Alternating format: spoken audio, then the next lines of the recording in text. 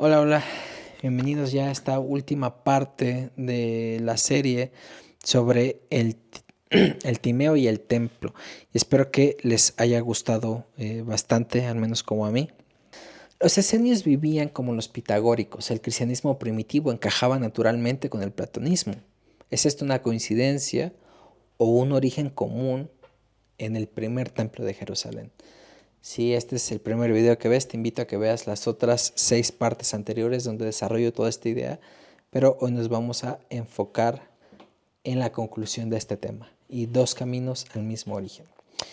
Josefo describió que los esenios habían llevado el mismo tipo de vida que los pitagóricos y él había pasado tiempo con los esenios, así que Josefo sabía de lo que hablaba. Ambos grupos vivían en comunidades silenciosas, ambos tenían bienes en común, ambos se negaban a jurar, ambos practicaban un ritual matutino de orar hacia el sol naciente. Sin embargo, ambos grupos también se negaban a divulgar sus enseñanzas características a cualquiera de afuera.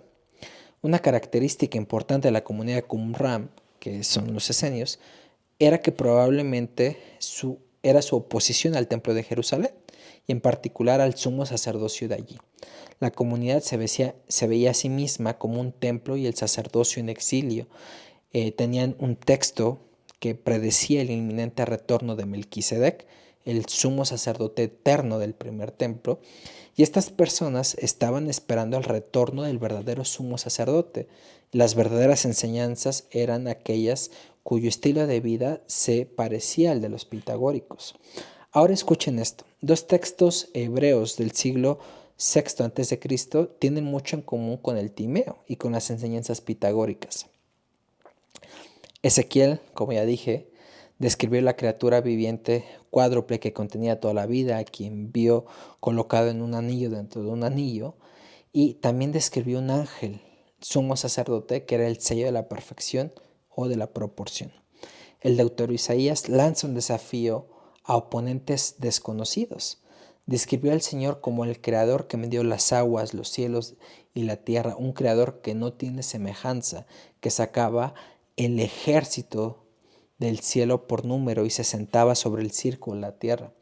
Las similitudes entre Pitágoras, Timeo y los textos como estos son notables, dado que las fechas tradicionales para los filósofos griegos y los profetas hebreos no pueden ser coincidencia.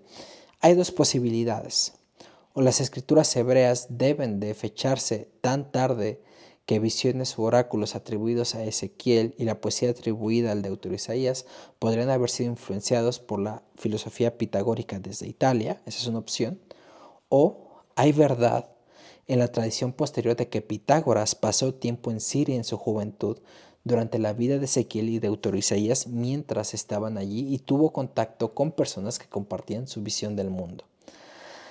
Claramente hubo otras influencias en el Timeo.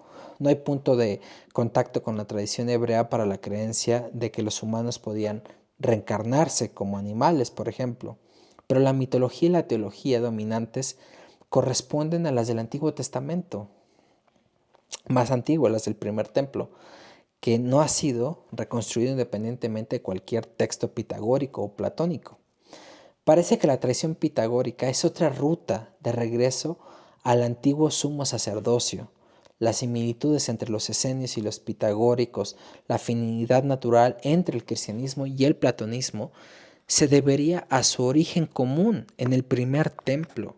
Y esto explicaría por qué, de acuerdo a algunos padres de la iglesia como Justino Mártir, Sócrates o Platón, van a ser precristianos. Los va a tener una estima tan alta y por eso va a haber no sé cómo llamarlo, esa mezcla, esa adopción de la filosofía griega. Y para Margaret Barker, pues es por esto, porque tiene un origen en común en el primer templo. Durante siglos, los académicos han asumido que los judíos copiaron a los griegos y que Filón adaptó sus escrituras a Platón. Y Margaret Barker dice que tiene la dirección, o tiene, más bien, tienen las cosas completamente al revés.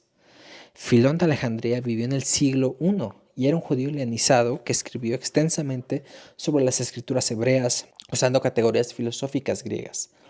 Su obra sobre la creación del mundo está llena de citas del Timeo de Platón Y Filón identifica al demiurgo del Tímeo con el Dios de las escrituras hebreas. Y durante mucho tiempo los académicos han asumido que Filón simplemente adaptó la tradición hebrea a un modelo griego, pues que estaba más de moda, que tomó a Moisés y lo vistió con ropas platónicas para hacerlo más respetable entre los intelectuales griegos. Pero Margaret Barker dice que esta suposición invierte la causa y el efecto. Filón no fue el primero en conectar el Timeo con las escrituras hebreas. Aristóbulo, escribiendo a principios del siglo II a.C., es decir, casi 2 siglos antes de Filón, ya había dicho: Moisés ha sido seguido muy cuidadosamente en todo por Pitágoras, Sócrates y Platón, quienes dijeron que oyeron la voz de Dios cuando contemplaban el arreglo del universo tan exactamente hecho e indisolublemente combinado por Dios. ¿Escucharon eso? Aristóbulo no dijo que los judíos aprendieron de los griegos, dijo que Pitágoras, Sócrates y Platón siguieron a Moisés. Cuando Filón reconoció al demiurgo como el creador de las escrituras hebreas, no estaba haciendo algo nuevo, estaba continuando una tradición que ya tenía siglos. Pero aquí viene algo crucial para los académicos modernos que han pasado por alto. De nuevamente, Filón sabía que las escrituras hebreas hablaban de un segundo Dios, el Logos. Para Filón, el Logos era el antecedente de todo lo que había llegado a existir, el arcángel ni creado como Dios ni creado como tú, sino a medio camino entre los dos extremos, nos dice él, el más antiguo y más abarcador de todos los seres creados, la imagen de Dios a través de la cual el universo fue formado, el vínculo de todas las cosas, el pacto y el sello. El Logos dividía y mantenía las cosas distintas además de unirlas. Era el sumo sacerdote conectado, así la tradición con el templo. Era el primogénito. Y aquí está lo fascinante. Filón sabía que el Logos era masculino y que la sabiduría femenina era la misma figura. Filón escribió: no prestemos atención a las discrepancias de género de las palabras, sino digamos que la hija de Dios no es solo masculina, sino también padre, sembrando y engendrando en las almas la aptitud para aprender. El segundo Dios tenía ambos géneros, como ya lo dije, y esto es consciente de que con la tradición de que el segundo Dios era tanto masculino como femenino. Sabiduría y logos, ambos seres celestiales, ambos fueron vinculados al simbolismo del candelabro, la menorá. Ambos son la imagen, ambos son el primogénito, ambos son agentes de la creación, ambos son vínculos de la creación y ambos sirvieron en el templo como sumos sacerdotes y ambos guiaban a las almas y las transformaban. Y Margaret Barker escribió hace tiempo que aquellos que quisieran distinguir a logos de la sabiduría tienen un caso difícil de argumentar, aunque ella lo hace en otras obras, pero bueno, ese es otro tema. Entonces aquí está el problema tal vez con los académicos modernos, ¿no? Que solía pensarse que cualquier cosa que no tuviera paralelo en los escritos rabínicos tempranos debía decirse que era una importación de la filosofía griega. Pero en este enfoque que hace Margaret Barker cambia las cosas, ¿no? Y ella va a decir que el judaísmo rabínico ahora es reconocido como un cambio sustancial respecto al judaísmo del segundo templo. Y escuchen esta cita de un académico moderno. Lejos de ser custodios de la tradición aceptada en Israel, los sabios, los líderes de un movimiento de reforma audaz que se desarrolló después de la destrucción del Templo de Jerusalén y tomó su forma en los primeros siglos de la era común.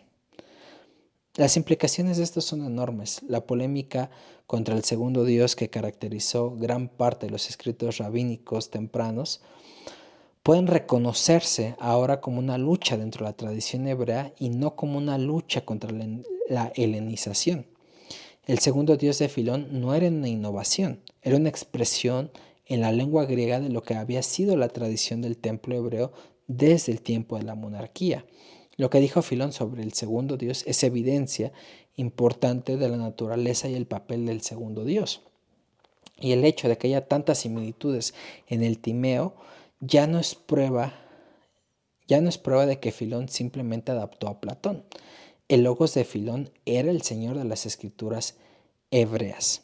Entonces, de nuevo, las similitudes entre los esenios y los pitagóricos y la afinidad natural entre el cristianismo y el platonismo, de nuevo se debería a su origen con el primer templo. Los primeros cristianos describieron a Jesús como el Señor y el autor de la vida, y esto es exactamente lo que el segundo Dios habría sido la tradición del templo. Nadie puede probar esto con certeza absoluta, pero hay demasiadas similitudes sorprendentes en detalles aparentemente triviales, junto con correspondencias más fundamentales, para que sean mera coincidencia. La tradición pitagórica parece ser otra ruta de regreso al sacerdocio del templo. Y si esto es correcto, la pregunta ya no es cómo adaptaron los judíos la filosofía griega. La pregunta es qué aprendió Pitágoras cuando viajó a Siria en el siglo VI antes de Cristo. Y exactamente como los antiguos apologistas han dicho, ¿qué es Platón sino Moisés hablando griego ático? Entonces déjame en los comentarios qué piensas, qué te pareció esto, te gustaría más contenido semejante a este. Déjamelo en los comentarios. Te espero en el siguiente video.